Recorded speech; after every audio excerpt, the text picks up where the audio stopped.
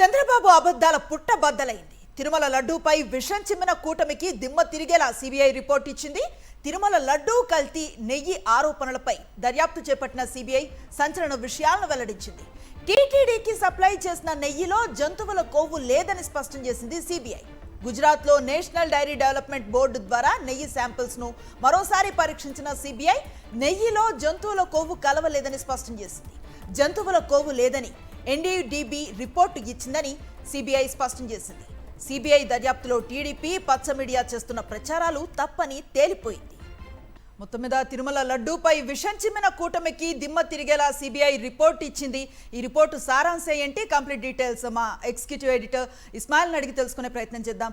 ఇస్మాయిల్, చూస్తూ ఉన్నాం తిరుమల లడ్డూ కల్తీ నెయ్యి ఆరోపణలపై ఒక రిపోర్టు వచ్చినట్లుగా తెలుస్తోంది. ఈ సిబిఐ రిపోర్టులో ఏ అంశాలను పొందుపరిచారు, ఏమనుంది? సిబిఐ మొత్తం ఈ కేసుకు సంబంధించి ఏదైతే ఆరోపణలు చేశారో, ముఖ్యంగా తిరుమల లడ్డూకు సంబంధించినటువంటి ఆడిన నెయ్యిలో జంతువుల కొవ్వు ఉన్నటువంటి ఏదంటే ఒక ప్రచారాన్ని తీసుకొచ్చారు, ఒక అబద్ధాన్ని ప్రచారం చేశారు. దానికి సంబంధించినటువంటి ఒక మొత్తం ఇన్వెస్టిగేషన్ లో సిబిఐ ఈ రోజు ఒక కీలకమైనటువంటి ఒక దర్యాప్తులో కీలకమైనటువంటి ఒక విజయం సాధించింది. చాలా స్పష్టమైనటువంటి ఒక ప్రకటన చేసింది. అదేంటంటే తిరుమలకు సంబంధించి ఏదైతే ట్యాంకర్లు ఉన్నాయో, ఏ ట్యాంకర్లు అయితే కల్తీ నెయ్యి ఉంది అనేటువంటిది ఆంధ్రప్రదేశ్ ముఖ్యమంత్రి చంద్రబాబు నాయుడు, అదేవిధంగా డిప్యూటీ సీఎం పవన్ కళ్యాణ్ ఆరోపణలు చేస్తున్నారు. జంతువుల కొవ్వు ఉందనేటువంటి మాట ఏదైతే చంద్రబాబు చెప్పారో, అవే ట్యాంకర్లు 2024 జూలై 12వ తేదీన ఏవైతే ట్యాంకర్ల నుంచి శాంపుల్స్ సేకరించారు, ఆ శాంపుల్స్ లో మిగిలి ఉన్నటువంటి శాంపుల్స్ ని మరొకసారి పూర్తిగా వాటిని పరీక్షించాలని, ఫర్దర్ గా పరీక్షించాలని సిబిఐ జనవరి 8, 2025, నేను మళ్ళీ డేట్ చెప్తున్నాను, జనవరి 8, 2025న లేఖ రాసింది. నేషనల్ డైరీ డెవలప్మెంట్ బోర్డు ఏదైతే గుజరాత్ లోని ఆనంద్ లో ఉన్నటువంటి బోర్డు ఉందో దానికి లేఖ రాసి, మీ దగ్గర ఏవైతే టీటీడీ నుంచి 2024 జూలైలో సేకరించినటువంటి శాంపుల్స్ ఉన్నాయో, ఆ శాంపుల్స్ మిగిలి ఉన్నటువంటి శాంపుల్స్ ని పూర్తిగా జాగ్రత్తగా పరీక్షించాలని లేఖ రాసింది. దానికి సంబంధించినటువంటి ఒక పూర్తిగా పరీక్షించిన తర్వాత, చాలా ఎక్స్టెన్సివ్ గా పరీక్షించిన తర్వాత, ఎందుకంటే ముందు ఎక్కడైనా పరిశోధన లోపం ఉన్నా కానీ ఇది సిబిఐ ఆధ్వర్యంలో జరుగుతున్నటువంటి ఇన్వెస్టిగేషన్, సుప్రీంకోర్టు సూచించినటువంటి సిబిఐ ఆధ్వర్యంలో జరుగుతున్నటువంటి ఇన్వెస్టిగేషన్ నేపథ్యంలో ఎన్డీడీబీ చాలా జాగ్రత్తగా వాటిని పరీక్షించిన తర్వాత 2025 మార్చి 27వ తేదీన ఒక రిపోర్ట్ ఇచ్చింది. ఆ రిపోర్ట్ లో చాలా స్పష్టంగా ఎక్కడ కూడా అందులో జంతువుల కొవ్వు లేదు అనేటువంటి మాటను చాలా స్పష్టంగా చెప్పింది. కంక్లూజన్ లో కూడా చాలా స్పష్టంగా సిబిఐ చెప్పినటువంటి మాట ఏంటంటే ఎక్కడ కూడా జంతువుల కొవ్వు లేదనేటువంటి చాలా స్పష్టంగా చెప్పింది. సో పూర్తిగా ఈ కల్తీ అనేటువంటి ఆరోపణలు ఉన్నాయో, ఏవైతే పూర్తిగా మనం చూడొచ్చు, టాలో, లార్డ్, ఫిష్ ఆయిల్, ఈ మూడు కూడా లేవు అనేటువంటి చాలా స్పష్టంగా చెప్పింది.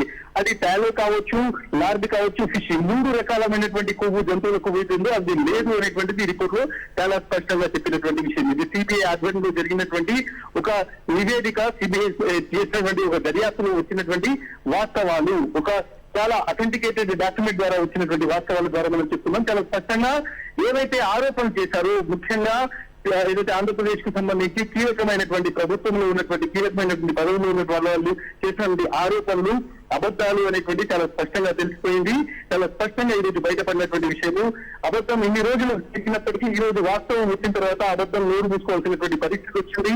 చాలా స్పష్టంగా స్వామి వారికి సంబంధించినటువంటి లడ్డూలు అపవిత్రం చేసేటువంటి కుట్ర ఏది జరిగిందో, ఆ కుట్రకు సంబంధించినటువంటి అబద్ధాల కుట్ర ఈరోజు పూర్తిగా బద్దలైనటువంటి సిచ్యువేషన్. సిబిఐ తన దర్యాప్తులో చాలా కీలకమైనటువంటి ఒక పురోగతిని సాధించింది. ఎక్కడైతే పశువుల కొవ్వు, జంతువుల కొవ్వు ఉందనేటువంటి చెప్పారో, ఏ నెయ్యిలోనైతే ఉందని చెప్పారో, అందులో జంతువుల కొవ్వు లేదు అని చాలా స్పష్టంగా తన నివేదిక ఆధారంగా, ఏదైతే ఎన్డీడీబీ బోర్డు ఇచ్చినటువంటి నివేదిక ఆధారంగా సిబిఐ తన దర్యాప్తులో చెప్పినటువంటి విషయం. చాలా కీలకమైనటువంటి, నేను ఒక పర్టికులర్ డాక్యుమెంట్ గురించి చెప్తున్నాను. దీనికి సంబంధించి చాలా కీలకమైనటువంటి ఇన్వెస్టిగేషన్ గురించి చెప్తున్నటువంటి పరిస్థితి. అయితే ఇస్మాయిల్, భక్తుల విశ్వాసాన్ని దెబ్బతీసేలాగా లేని ఆరోపణలు చేసిన ఒక ప్రయత్నాన్ని మనం చూస్తున్నాం. మల్టీ లెవెల్లో ఈ చెకింగ్ కంప్లీట్ అవుతుంది, చాలా శాస్త్రబద్ధంగా, ధర్మబద్ధంగా ఈ ప్రక్రియని పూర్తి చేస్తూ ఉంటారు. కానీ భక్తుల్లో ఒకలాంటి భయాన్ని క్రియేట్ చేసే ఓ ఆరోపణ ఇది. ఎలా చూస్తారు ఇప్పుడు భక్తులు ఈ రిపోర్టు తర్వాత దీన్ని? ఇట్లుగా తిరుమల స్వామివారిని దర్శించుకోవడానికి ప్రపంచవ్యాప్తంగా ఉన్నటువంటి భక్తులు వస్తారు, చాలా విశ్వాసంతో వస్తారు, భక్తి శ్రద్ధలతో అక్కడికి వస్తారు.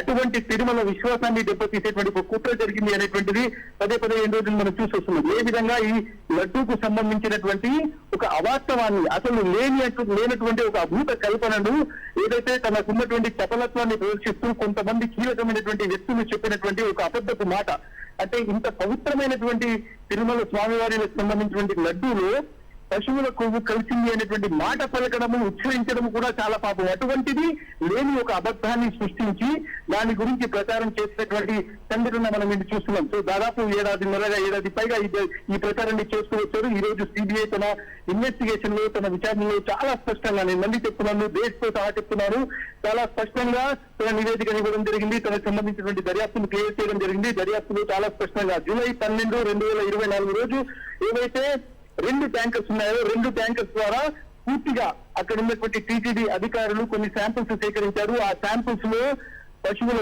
కొవ్వు, జంతు కొవ్వు కలిసిందనేటువంటి ఒక ప్రచారాన్ని ఇప్పుడు ఉన్నటువంటి ఆంధ్రప్రదేశ్ లో కీలకమైనటువంటి ప్రభుత్వంలో కీలకంగా ఉన్నటువంటి వ్యక్తులు ప్రచారం చేశారు. సో ఆ రోజున సేకరించినటువంటి శాంపిల్స్ ఏవైతే ఉన్నాయో అవి గుజరాత్ లోని నేషనల్ డైరీ డెవలప్మెంట్ బోర్డు ఏదైతే ఉందో ఎన్డీడీబీలోని ఆనంద్లో ఉన్న ఎన్డీడీబీలో ఇంకా శాంపిల్స్ ఉన్నాయి. ఆ శాంపిల్స్ ని ఫర్దర్ గా పరీక్షించాలి.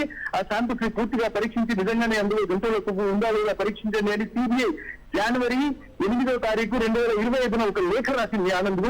ఆ లేఖ ఆధారంగా మరొకసారి మిగిలినటువంటి శాంపిల్స్ ని పూర్తిగా పరిశీలించిన తర్వాత మార్చి 27, 2025 డేట్ చెప్తున్నాను, ఆ రోజు తన నివేదికను పూర్తిగా ఎన్డీడీబీ సిబిఐకి అప్పగించింది. ఆ నివేదికలో చాలా స్పష్టంగా ఎక్కడ కూడా ఈ కొవ్వు అనేటువంటి, జంతు కొవ్వు అనేటువంటిది కలవలేదు అనేటువంటి చాలా స్పష్టమైనటువంటి నివేదికను సిబిఐకి ఇచ్చింది. సిబిఐ చాలా కన్క్లూజన్ గా ఆ రిపోర్ట్ ను పూర్తిగా, దానికి సంబంధించినటువంటి నివేదికను పూర్తిగా చదివి దానిలో టెక్నికాలిటీస్ ని, దానికి సంబంధించినటువంటి మొత్తం ఆ నివేదికను పూర్తిగా ఎక్స్పర్ట్ ను చూపెట్టిన తర్వాత దీంట్లో పశువుల కొవ్వు, జంతు కొవ్వు కలవలేదు, ఈ నెయ్యిలు ఇవన్నీ చాలా స్పష్టమైనటువంటి మాట చెప్పినటువంటి పరిస్థితి. సో ఇప్పుడు ఇన్ని రోజుల పాటు చేసింది ఇది అబద్ధపు ప్రచారం అని చాలా స్పష్టంగా తేలిపోయింది. ఇస్మాయిల్, ఈ విచారణ ఎన్ని రోజుల పాటు జరిగింది? అంటే అప్పటి ప్రభుత్వం ఈ ప్రసాదాల తయారీ కానివ్వండి, లేదా స్వామివారి కైంకర్యాలకు సంబంధించి కానివ్వండి, ఒక క్రమ పద్ధతిలో కొన్ని రూల్స్ అండ్ రెగ్యులేషన్స్ని తీసుకొచ్చిన పరిస్థితిని మనం చూసాం. ఈ ఆరోపణల అనంతరం ఎన్నాళ్ల పాటు దీనికి సంబంధించిన విచారణ జరిగింది? ఏ అంశాలు ప్రస్తుతం సిబిఐ రిపోర్ట్లో స్పష్టంగా కనిపిస్తున్నాయి అంటే ఏం చెప్తారు? డిఫరెంట్ గా మనం చూడొచ్చు, మాజీ ముఖ్యమంత్రి జగన్మోహన్ రెడ్డి పలు దఫాలుగా తన ప్రెస్ కాన్ఫరెన్స్ లో చాలా స్పష్టంగా చెప్పారు. ఏంటంటే టీటీడీకి ఒక గొప్ప వ్యవస్థ ఉంది, టీటీడీ వ్యవస్థ అనేది చాలా గొప్పగా పనిచేస్తుంది. ఏదైనా ఒక ట్యాంకర్ వచ్చినప్పుడు ఆ ట్యాంకర్ శాంపిల్స్ ని పరీక్షించి అవి ఆ పరీక్షలో పాస్ అయితేనే వాటిని పైకి పంపిస్తారు, లోపలికి తీసుకుంటారు, వాటి ద్వారా లడ్డు తయారు చేస్తారు అనేటువంటిది చాలా క్లియర్ గా ఉంది. గతంలో జగన్మోహన్ రెడ్డి ముఖ్యమంత్రిగా ఉన్నటువంటి సమయంలో కూడా చాలా సార్లు ఎక్కడైనా ఆ ప్రమాణాలకు తగ్గట్టుగా నెయ్యి రాకపోతే వాటిని వెనక్కి పంపించినటువంటి దాఖలాలు కూడా ఉన్నాయి. సో ఇప్పుడు కేవలం రాజకీయాలు చేయాలని, రాజకీయ దురుద్దేశంతో చేసినటువంటి ఒక కుట్రగా దీన్ని చెప్తున్నారు. ఏదైతే జూలై మనం చూస్తే 2024 జూలైలో ఏవైతే కొన్ని శాంపిల్స్ సేకరించారో, జూలై 12వ తేదీన సేకరించినటువంటి శాంపిల్స్ లో పశువుల కొవ్వు ఉందనేటువంటి ఒక అబద్ధాన్ని ఏదైతే ప్రచారం చేశారో దానికి సంబంధించి పూర్తి ఇన్వెస్టిగేషన్ జరిగింది. జనవరి 8, 2025 ఈ లేఖ రాయడం జరిగింది సిబిఐ ఎన్డీడీబీకి. ఎన్డీడీబీ దాన్ని పూర్తిగా పరీక్షించి అక్కడ ఉన్నటువంటి అదే పాత శాంపిల్స్ ని, మిగిలినటువంటి శాంపిల్స్ ఏవైతే ఉన్నాయో పరీక్ష చేయనటువంటి మిగిలినటువంటి శాంపిల్స్ ని పూర్తిగా పరిశోధన చేసి మార్చి 27, 2025కు ఈ మొత్తం రిపోర్ట్ ను సబ్మిట్ చేసింది. దీంట్లో చాలా కేటగిరికల్ గా ఎక్కడ కూడా మనం చూడొచ్చు ఈ పశువుల కొవ్వు లేదు అనేటువంటిది. ఏ రకమైన పశువుల కొవ్వు అనేటువంటిది కూడా చాలా స్పష్టంగా దాంట్లో పేర్కొంది. 3 రకాల పశువుల కొవ్వులు ఏవైతే ఉన్నాయో, మెయిన్ గా ఏవైతే ఈ నూనెల్లో ముఖ్యంగా వీటిలో కలుపుతారో ఆ 3 రకాల పశువుల కొవ్వు లేదు అనేటువంటి చాలా స్పష్టంగా చెప్పినటువంటి విషయం. సో ఇందులో ఫిష్ ఆయిల్ ఉంటుంది, లార్డ్ ఉంటుంది, టాలో ఉంటుంది. ఈ 3 కూడా పశువుల కొవ్వుకు సంబంధించినటువంటివి. ఇవి 3 కూడా లేవని చాలా స్పష్టంగా చెప్పింది. ఈ 3 ఉన్నాయి అనేటువంటిది గతంలో ఏదైతే ఇప్పుడున్నటువంటి ప్రభుత్వంలో కీలకమైనటువంటి వ్యక్తులు కావచ్చు, చంద్రబాబు కావచ్చు, లేకపోతే పవన్ కళ్యాణ్ లాంటి వాళ్ళు చేసినటువంటి ప్రచారం అది పూర్తిగా అబద్ధం అనేటువంటిది చాలా స్పష్టంగా తేలిపోయింది. అయితే ఈ ఆరోపణల వెనుక ప్రధాన ఉద్దేశం ఏమై ఉంటుంది అన్న ఆరోపణలు కూడా మనకు వినిపించాయి. ముఖ్యంగా రాజకీయ ప్రయోజనాలను ఆశించే ఈ తరహా ఆరోపణలు చేశారు, ఇది చాలా పెద్ద మచ్చ తెచ్చే ప్రయత్నం చేశారు అన్న అభిప్రాయం కూడా వ్యక్తమవుతోంది. డెఫినెట్ గా దీని వెనకాల పొలిటికల్ మోటివ్ ఉంది. కేవలం రాజకీయంగా బురద జల్లేటువంటి ప్రయత్నంలో భాగంగానే ఇదంతా చేశారు. కేవలం పొలిటికల్ గా ఒక రాజకీయ కక్ష సాధింపు లేకుంటే పొలిటికల్ గా బురద జల్లాలనే ఉద్దేశంతో జరిగిందనేటువంటిది పలు వ్యక్తులు ఎక్కడికి వెళ్ళినా కానీ, ఎందుకంటే ఒక పవిత్రమైనటువంటి స్థానాన్ని, ముఖ్యంగా పవిత్రమైనటువంటి స్వామివారికి సంబంధించినటువంటి లడ్డూను అపవిత్రం చేసేటువంటి ప్రయత్నము, లేకుంటే దానికి సంబంధించి దాని గురించి ఎటువంటి అపచారం చేసేటువంటి ప్రయత్నము, అబద్ధాలను ప్రచారం చేసేటువంటి ప్రయత్నం జరగడం అనేటువంటిదే డిఫరెంట్ గా చాలా దారుణమైనటువంటి విషయము. రాజకీయ లబ్ధి కోసం ఇదంతా చేశారు అనేటువంటి చాలా స్పష్టమవుతుంది. ఇన్ని రోజులు అబద్ధం స్వైర విహారం చేసింది, ఈ రోజు నిజం బయటికి రాగానే అది పరారు కావాల్సినటువంటి పరిస్థితి. చాలా స్పష్టంగా ఇది ఇన్ని రోజులు పొలిటికల్ గా చేసినటువంటి ఒక ప్రాపగండా అనేటువంటిది సిబిఐ దర్యాప్తు ద్వారా చాలా స్పష్టంగా అర్థమైపోతుంది. ఈ ఆరోపణలు బయటకు వచ్చినప్పుడే వైఎస్ఆర్సీపీ అధినేత వైఎస్ జగన్ చాలా స్పష్టంగా దీనికి ఉన్న కొలమానాలేంటి, ఎలాంటి పద్ధతిలో జరుగుతుందని చెప్పడానికి కూడా మనం గమనించాం. చాలా మంది దీన్ని విభేదించారు కూడా ఈ ఆరోపణల్ని. డెఫినెట్ గా మనం చాలా చూడొచ్చు. ఇందులో పొలిటికల్ వెండెట్టా ఉందనేటువంటిది చాలా ఎవరికి చెప్పినా కానీ, ఎందుకంటే రాజకీయాలు, రాజకీయ నాయకులు, రాజకీయ పార్టీలు చాలా ఆరోపణలు చేస్తాయి. కానీ దేన్ని తమ ఆరోపణల కోసం వాడుకుంటున్నారు అనేటువంటిది కూడా చూడాలి. బట్ ఈ రోజు ఈ నివేదిక రావడం అనేటువంటి దాన్ని చూసుకుంటే ఎంత పెద్ద అపచారం అనేటువంటిది ఇప్పుడు ఉన్నటువంటి ప్రభుత్వంలో పెద్దలు చేశారు. తమ రాజకీయ స్వార్థం కోసం ఎటువంటి స్థానాన్ని అపవిత్రం చేసేటువంటి ప్రయత్నం చేశారు, కుట్ర చేశారు అనేది చాలా స్పష్టంగా అర్థమవుతుంది. Right, thank you Ismail.